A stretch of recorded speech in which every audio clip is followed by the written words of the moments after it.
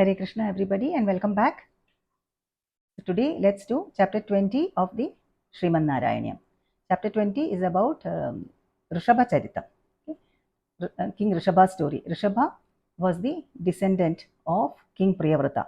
We know that King Priyavrata was the son of Swayambhuva Manu and Shatarupa. Swayambhuva Manu and Shatarupa had 5 children, 2 sons, Uttanapada and Priyavrata, and 3 daughters, Akuti, Prasuti and Devahuti. We have heard about Devahuti and Prasuti earlier, and in the previous 2 chapters we heard about King Uttanapada's descendants. Now let's hear about King Priyavrata's descendants. Alright, now this chapter relates to chapters 1 to 6 of Canto 5 of the Srimad Bhagavatam. Okay, Canto 5, chapters 1 to 6. Okay, as usual, let's read the first shloka of this chapter and then do a quick translation. All right. Priyavrutasya priyaputra bhutat Agnidra raja dudito hinabhi Tvam drishtavanishtadamishti madhye Tavaiva tushte krita yajna karma. So King Priyavrata and his wife Barhishmati had 10 sons, the eldest of whom was Agnitra. And Agnitra had married the celestial damsel, the Apsara, Purvachitti, and they had 9 sons, of whom Nabhi was the eldest. And Nabhi was a very virtuous person. During his time, when he was king, he used to perform a lot of fire sacrifices. And during one such fire sacrifice, the Lord appeared before him. He got a divine vision of the Lord, and the sages conducting the yajna all sang hymns in praise of the Lord, and they asked the Lord to bless Nabhi with a son who would be just like the Lord himself. And the Lord said that he himself would be born as the son of Nabhi. And the Lord disappears into the sacrificial fire. Soon after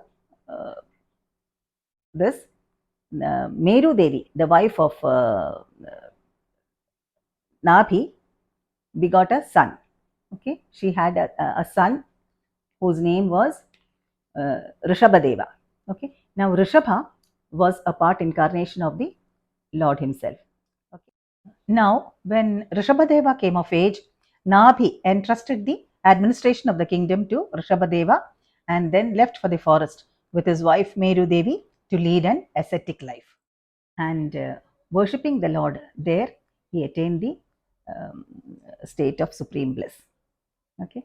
Now, during Rishabha's time, the kingdom became very prosperous. And seeing this, Indra, the king of heavens, got very jealous. He felt very jealous and he withheld rains from falling on Ajanabha Varsha. Ajanabha Varsha was the name of the kingdom of Rishabha. Okay, and he withheld rain because Indra is the god of rains, right? So he withheld rain from falling on Ajanabha Varsha. But Rishabhadeva, with his yogic powers, he brought sufficient rain onto Ajanabha Varsha. Now, seeing this, Indra realized his mistake and he came and apologized to Rishabhadeva and surrendered unto him and then gave him the very beautiful Jayanti as his wife. Okay. Though Rishabha was situated in self-realization, he accepted Jayanti Devi as his wife and they had 100 children, of whom the eldest was Bharata, after whom our country is known today. Previously, it was known as Ajanabha Varsha, and then after Bharata, King Bharata, the kingdom came to be known as Bharata Varsha. Okay, and the Bharata Varsha at that time was a very large big kingdom. Okay, and very strong kingdom. It was very large. It was not restricted to today's India. It included all of the neighboring countries of today's India as well, because it was a very large country.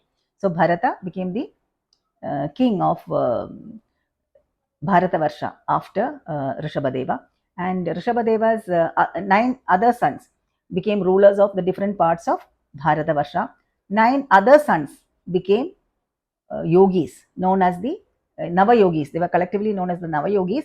We'll learn about them in later chapters. And then the remaining 81 of them, they attained the state of supreme bliss by the power of their austerities. Okay, now afterwards, Rishabhadeva, in the midst of great ascetics, instructed his sons on the path of liberation through uh, renunciation and devotion. And then, adopting the life of a total renunciate, he left home. Okay, and he wandered wandered about all over the surface of the earth, sometimes like a madman, sometimes like an idiot, and sometimes like a ghost. Okay, and being free from all attachment and aversion, he wandered about all of the earth, absorbed in supreme bliss. Okay, and then observing the ways of a python, a cow, a deer, and the crow, he wandered here and there. Okay, now what do you learn from a why python? What do you learn from a python? The python snake, it lies in one place. It does not go in search of food. It just lies in one place and eats whatever comes its way. Okay, the cow lives in villages and towns, whereas the deer lives in forests. The crow lives everywhere, flies all over, right? So this is what he learned from these animals. And sometimes Rishabha would lie down in one place. Sometimes he would just sit. Sometimes he would walk around. Okay, and then after a very long time, his body perished in the forest fire in the Coorg mountains. All right, and he attained the Lord himself. Okay, so that is all about this chapter 20 of Sriman Narayaneeyam.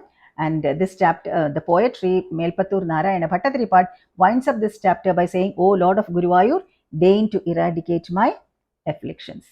Okay, so we'll stop here now. I'll see you all again with chapter 21 very soon. Until then, take care. Hare Krishna, Hare Krishna, Hare Krishna, Krishna Krishna, Hare Hare, Hare Rama, Rama Rama, Hare Hare.